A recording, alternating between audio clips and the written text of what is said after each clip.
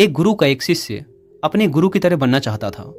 गुरु भी अपने शिष्य को अपने से भी महान बनता हुआ देखना चाहते थे, इसीलिए उन्होंने सब तरह की शिक्षा उसे दी। लेकिन शिष्य को तो बहुत जल्दी बहुत बड़ा बनना था। उसे हमेशा लगता कि गुरु उसे सब कुछ नहीं बता रहे, इसीलिए वो सफल नहीं हो पा रहा। तो एक दिन उसने सोचा कि क्यों ना मैं गुरु पर नज़र रखूं और देखूं कि पूरे दिन वो क्या क्या करते हैं। उस दिन से वो गुरु का पीछा करने लगा। उन्हें पूरे दिन छुप छुप कर देखता रहता। सुबह उठने से लेकर रात सोने तक गुरु क्या क्या करते थे, कहाँ जाते थे, कैसे ध्यान करते थे, कैसे भोजन करते थे, क्या बोलते थे, कैसे चलते थे, कैसे उठते बैठते और सोते थे, इन सभी गतिविधियों को उनका शिष्य पूरे दिन छुप छुप कर देखता रहता। उसने भी वही सब करना शुरू कर दिया जो गुरु अपनी दिनचर्या में करते थे। उसने हर एक काम में हूबहू गुरु की नकल करनी शुरू कर दी। एक सुबह नदी की ओर जाते हुए गुरु ने देखा कि उनका शिष्य उनके साथ साथ चल रहा है। उसने भी उसी घाट में स्नान किया जिस घाट में रोज गुरु स्नान किया करते थे। वह भी उस चट्टान के पास पहुंचा जिसमें बैठकर गुरु हर सुबह ध्यान किया करते थे, और गुरु के बैठने से पहले ही वह उस चट्टान पर जाकर बैठ गया और ध्यान करने लगा। यह देखकर गुरु मुस्कुराए और वहीं पास की ही एक दूसरी चट्टान पर बैठकर ध्यान करने लगे। शिष्य ने सोचा कि गुरु कुछ बोलेंगे, लेकिन जब थोड़ी देर तक कोई आवाज न आई तो उसने आंख खोलकर देखा कि गुरु तो दूसरी चट्टान पर बैठकर ध्यान कर रहे हैं। उसने सोचा कि शायद महीने में किसी एक दिन गुरु दूसरी चट्टान पर बैठकर ध्यान करते होंगे। शिष्य की ऐसी हरकतों को देखकर गुरु समझ गए कि उनका शिष्य उनकी तरह बनने के लिए अंधा होकर उनकी नकल उतार रहा है।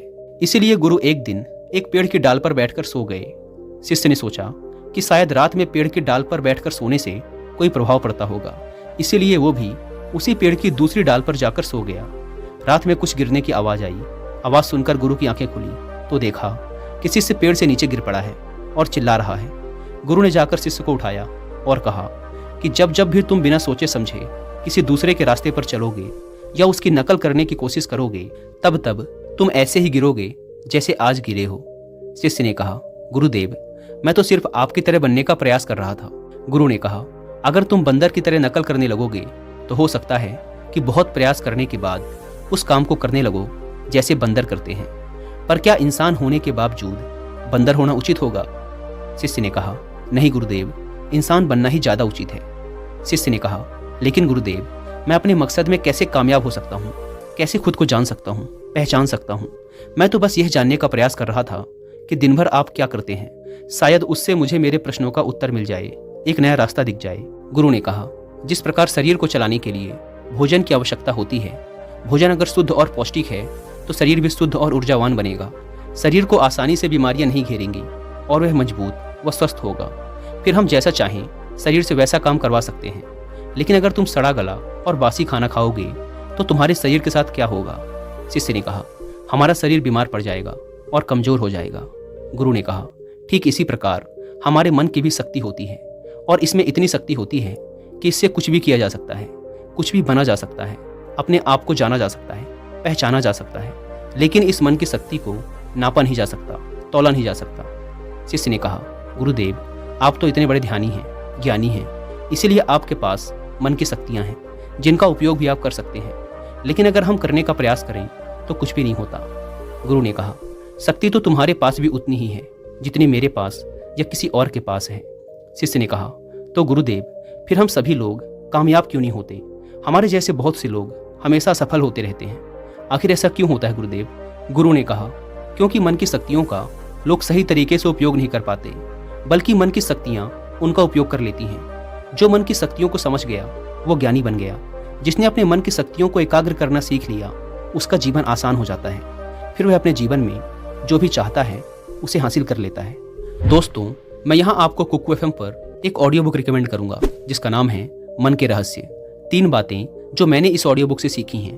पहली बात, हमारा मन सबसे खराब फैसले तब लेता है जब यह डरा हुआ होता है, इसीलिए अपने मन को शांत रखें और उसे डराने वाली चीज़ों से दूर रखें। दूसरी बात, सफलता और शांति पाने के लिए हमें रोज कुछ समय एकांत में बिताना चाहिए। और तीसरी बात, अगर आपको विश्वास है लेकिन आप उस विश्वास के अनुसार काम नहीं कर रहे, कर्म नहीं कर रहे, तो यह विश्वास किसी काम का नहीं। दोस्तों, ये ऑडियो बुक मन से जुड़े सभी सवालों के उत्तर बड़े ही आसान शब्दों में देती है, इसीलिए आप लोग एक बार इस ऑडियो बुक को जरूर सुनें। और जिन्हें कुकू एफएम के बारे में नहीं पता, ये इंडिया का सबसे बड़ा ऑडियो शो प्लेटफॉर्म है जहां पर आप 10,000 से ज़्यादा ऑडियो शोज को सुन सकते हैं, वो भी 7 इंडियन लैंग्वेजेस में। इस प्लेटफॉर्म का मंथली सब्सक्रिप्शन पड़ता है 99 रुपीज़ का, लेकिन अगर आप यूज़ करते हैं कूपन कोड WI50 तो आपको इसके फर्स्ट मंथ के सब्सक्रिप्शन पर मिलेगा 50% का डिस्काउंट, यानी आपको पड़ेगा 99 की बजाय सिर्फ 49 रुपीज़ का। ऐप को डाउनलोड करने की link description and first comment पर मिल जाएगी। आइए कहानी पर वापस लौटते हैं। शिष्य ने गुरु से कहा, क्या आप मुझे मेरे मन की शक्तियाँ दिखा सकते हैं? मैं इन्हें समझ नहीं पा रहा। गुरु ने कहा, हाँ, मैं तुम्हें तुम्हारे मन की शक्तियाँ दिखा सकता हूँ, लेकिन इसके लिए तुम्हें मेरा एक काम करना होगा। क्या तुम मेरा काम कर सकोगे? शिष्य ने कहा, हाँ गुरुदेव, आप बताइए तो सही, मैं जरूर आपका काम करूँगा। करना क्या है मुझे? गुरु ने कहा, काम ज़्यादा मुश्किल नहीं है, बस तुम्हें इतना ही करना है कि अपने मन में उठने वाले विचारों को एक एक लकड़ी के समान समझना है और हर एक विचार के उठने के साथ एक लकड़ी को उठाकर उस कुटिया के अंदर रख देना है। और ये काम तुम्हें अगले 1 महीने तक करना है। ध्यान रहे, एक विचार के लिए एक लकड़ी का होना आवश्यक है, ताकि तुम्हारा कोई भी विचार तुमसे छूट ना पाए। साथ ही एक काम और करना, अपने उन विचारों की लकड़ियों को जो तुम्हें ज्ञान और ध्यान प्राप्त करने के बारे में आए, कुटिया के बाहर ही रखना। शिष्य ने कहा, जो आज्ञा गुरुदेव, आपने जैसा कहा है मैं ठीक वैसा ही करूँगा। उसके बाद से शिष्य ने अपने विचारों को देखना शुरू कर दिया और जब भी उसके मन में कोई विचार उठता वह तुरंत एक लकड़ी उठाकर कुटिया के अंदर रख देता। ऐसा करते करते 1 महीने का समय बीत गया तो शिष्य गुरु के पास जाकर बोला, गुरुदेव, 1 महीने का समय बीत चुका है और मैंने ठीक वैसा ही किया है जैसा आपने कहा था। अब आप मुझे मेरी मन की शक्तियों को दिखाएं। गुरु शिष्य के साथ उस कुटिया में गए जहां उसने लकड़ियों को इकट्ठा किया था। गुरु ने देखा कि पूरी कुटिया छोटी छोटी लकड़ियों से भरी हुई है, यहाँ तक कि कुछ लकड़ियाँ कुटिया के बाहर भी गिरी हुई हैं। गुरु ने पूछा, तुम्हारे ज्ञान और ध्यान के विचारों वाली लकड़ियाँ कहाँ हैं? शिष्य ने बाहर पड़ी कुछ लकड़ियों को गुरु के सामने लाकर रख दिया और कहा, यही हैं ज्ञान और ध्यान के विचारों की लकड़ियाँ। गुरु ने उन लकड़ियों को गिनने के लिए कहा। जब शिष्य ने उन लकड़ियों को गिना तो वो सिर्फ 24 लकड़ियाँ ही थी। गुरु ने कहा, अब बस तुम्हें एक काम और करना है, क्या तुम कर सकोगे? शिष्य ने कहा, जी गुरुदेव, आप आज्ञा तो दें। गुरु ने कहा, ये लकड़ियाँ जो तुमने इकट्ठा की हैं, इन्हें एक साथ बांधकर उस नदी में फेंक कर आओ। गुरु की यह बात सुनकर शिष्य घबरा गया और बोला, गुरुदेव, ये कैसे संभव है? भला इतनी लकड़ियों का भार मैं कैसे उठा पाऊंगा? गुरु ने कहा, क्यों नहीं उठा पाओगे? जब इतने सारे विचारों का भार उठाकर घूम रहे हो तो इन लकड़ियों को क्यों नहीं उठा सकते? शिष्य ने कहा, लेकिन गुरुदेव, विचारों में कहाँ वजन होता है? गुरु ने कहा, विचारों में भी वजन होता है।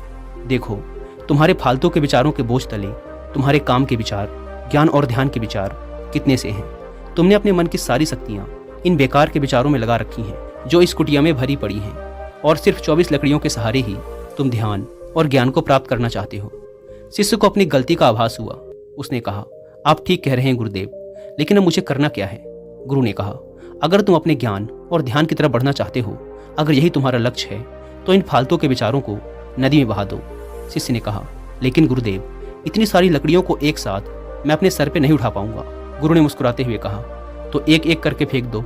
1 महीने में, 2 महीने में, 1 साल में, 2 साल में, जितना भी समय लगे लगाओ, लेकिन इन फालतू के विचारों को अपने मन से, अपने दिमाग से बाहर फेंक डालो। याद रहे, एक विचार छूटने पर सिर्फ एक लकड़ी को ही नदी में फेंकना है। शिष्य ने जिन लकड़ियों को सिर्फ 1 महीने में इकट्ठा कर लिया था, उन्हें फेंकने में उसे 3 साल का समय लग गया।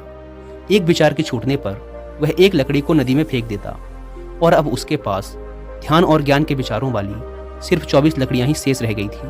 अब उसके मन की पूरी शक्ति सिर्फ ज्ञान और ध्यान प्राप्ति में लगी हुई थी।